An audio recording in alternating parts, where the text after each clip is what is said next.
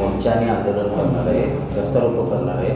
ट्रॅव्हल्समध्ये हिंदू मुलींना टार्गेट केलं जातं आहे, त्यामुळं तो त्या मोर्चाने कसं होतं रस्ता रोको आंदोलन. नाही, संग्राम भैया जगताप हे अत्यंत ताकदीनं हिंदू धर्माच्या रक्षणासाठी पुढे येऊन काम करतायत.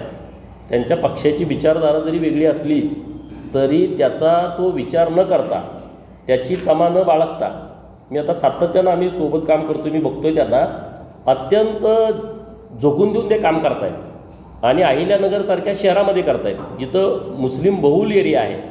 ते मताचा विचार करत नाहीत, ते निवडणुकीचा विचार करत नाहीत, परंतु हिंदू धर्म टिकला पाहिजे, परंपरा टिकल्या पाहिजेत. हिंदू मुलींच्या संदर्भात म्हणजे हायेस्ट तिथंच तक्रारी आहेत अहिल्यानगर जिल्ह्यामध्ये. तर त्यांनी जो विषय पुढं आणला आहे तो विषय अत्यंत अभ्यासपूर्णच पुढं आणलेला आहे आणि त्यामुळे त्या गोष्टीला माझं समर्थन आहे संग्राम भाईंना.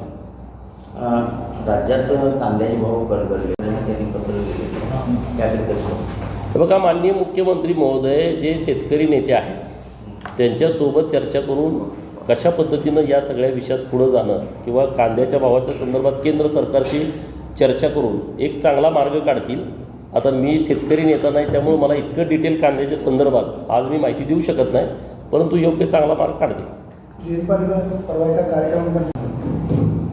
जयंत पाटलांनी त्यांच्या मुलासाठी प्रयत्न केला हे तर तुम्हाला माहीत आहे ना. जर ते विशाल पाटलाला खासदार करू शकत असतील तर त्यांनी त्यांच्यात पोराला केलं असतं ना. सगळ्या पोरांचं लॉन्चिंग झालं. आता सगळ्यात दुःख त्याला आरारचं पोरगं आमदार झालं पण जयंतरावचं होईना, अजितदादाचं पोरगं खासदार झालं पण जयंतरावचं होईना. आता सगळ्यात दुःख तर जयंतरावलाच आहे ना. त्यामुळे दुसऱ्याला खासदार करण्यापेक्षा त्यांनी त्यांच्याच पोराला केलं असतं ना. हातकणंगलेमध्ये चाचणी केली, कारण मी तिथं प्रभारी होतो ना हातकणंगलेला. त्यांनी खूप तिथं असं ओढाताण केली.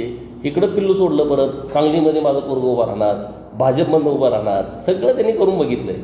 त्यामुळं स्वतःचंच आता ते 10,000 मतांनी कसं तरी निवडून आलेत, स्वतःचंच त्यांना अजून माहीत नाही. ते विशालचं कशा बरं विशाल खासदार व्हावा हे काय जयंतरावची इच्छा आहे का? जयंतरावला तुम्ही आईवरून शपथ घाला म्हणावं, तुम्ही आई शपथ सांगा म्हणावं, तुमची खरंच इच्छा होती का विशालला खासदार करायची? विश्वजितला विचारा. हे आता तुम्हाला पण माहीत आहे ना राजकारण काय आहे. आणि त्यामुळे ते इकडचा खासदार ठरवणं हे जयंतरावचा विषयच नाही राहिला. महाराष्ट्रातील ताज्या बातम्यांसाठी बघत रहा टाइम्स टुडे 18 न्यूज. सोबतच शेअर करा, सबस्क्राईब करा आणि बेल आयकॉन प्रेस करा.